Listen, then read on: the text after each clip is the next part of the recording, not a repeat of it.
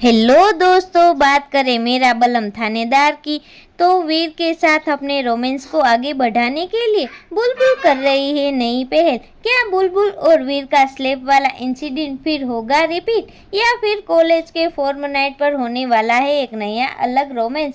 Colors TV के show मेरा बलम थानेदार की बात करें तो आने वाले एपिसोड में आप देखेंगे कि गुंडों के अटैक वाला एपिसोड काफी ज्यादा इंटेंस ड्रामे के साथ खत्म हो चुका है।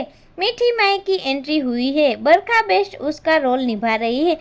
यही सब के बीच में वीर और बुलबुल अपने लाइफ को नॉर्मल करने की कोशिश कर रहे हैं और एक दूसरे से कुछ ना कुछ फन करते रहते हैं। बुलबुल अपने मैरिज के स्पार्क रिवाइव करने के लिए एक नया गेम खेलती है और वीर के साथ, जहां पर वीर और बुलबुल को तमाचे वाली बात याद दिलाता है।